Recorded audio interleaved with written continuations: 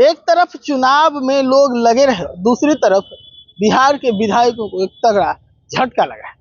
तगड़ा झटका कैसे लगा इस चीज को समझाते हैं। देखिए, पहले क्या होता था कि विधायक चुने जाते थे। विधायक चुने जाने के बाद उनके नाम से सरकारी आवास का अलॉटमेंट होता था और उसके बाद वो अपने आवास में जाते थे। ऐसे में कई जो प्रभावशाली नेता हुआ करते थे वो अपने लिए विशेष या फिर अलग प्रकार का या अपने मनपसंद आवास का चुनाव करते थे। लेकिन अब उनको ये झटका लगेगा, अब किसी को भी अपना मनपसंद आवास नहीं मिलने जा रहा। इसके पीछे का कारण है कि भवन निर्माण विभाग ने जो आवास है इस बार विधायक के चुनने से पहले ही सभी विधानसभा क्षेत्रों के प्रतिनिधियों के लिए अलॉट कर दिया है। हम तस्वीरें आपको दिखाते हैं। देखिए, ये बिहार विधानसभा के सबसे अंतिम संख्या है 243 बिहार विधानसभा का संख्या है, उसके सामने हम खड़ा हैं। पहले ये आवास में 148 विधानसभा के अलौली के रामवृक्ष सदा का आवास हुआ करता था। लेकिन अब अगर रामवृक्ष सदा जीत कर भी आते हैं तो उन्हें ये आवास खाली करना पड़ेगा। क्यों?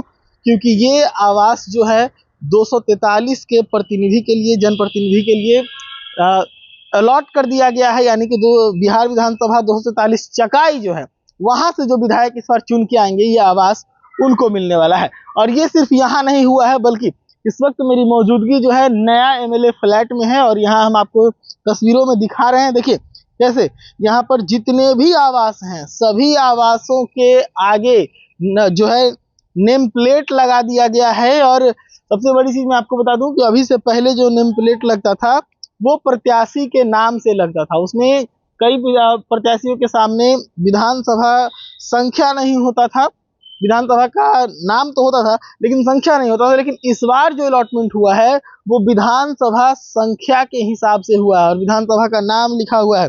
इस बार नेम प्लेट में किसी भी जनप्रतिनिधि का नाम नहीं है। तो ये तस्वीरें हम आपको नए एमएलए फ्लैट की दिखा रहे हैं। नए एमएलए फ्लैट में आप देखिए, एक एक करके देखते जाइए, जितनी भी आवास हैं सभी आवासों को इस बार अलॉट कर दिया गया है। तो मैं आपको बता दूं कि पहले की जो प्रक्रिया होती थी उसमें विधायक चुने जाते थे। विधायक चुने जाने के बाद उनको आवास अलॉट किया जाता था, जिनमें कुछ प्रभावशाली विधायक जो होते थे वो अपने लिए पसंदीदा फ्लैट का भी चुनाव कर सकते थे, अपने मनपसंद से वो बदलवा भी लिया करते थे। अक्सर ऐसा होता था। लेकिन अब सबके साथ समान व्यवहार होगा, चाहे वो पक्ष के विधायक हो, विपक्ष के विधायक हो, चाहे किसी भी विधानसभा क्षेत्र से आते हो, उन सभी को अब पहले से अलॉटेड आवास ही मिलेगा। और पहले मैं आपको बता दूं कि कोई विधायक जो नहीं जीत पाते थे वो भी लंबे समय तक अपने आवास पर कब्जा जमाए रखते थे, क्योंकि वो आवास अलॉट नहीं होता था किसी को। तो ऐसे में अब जैसे ही विधानसभा का चुनाव होगा, नया विधायक जब चुनकर आएगा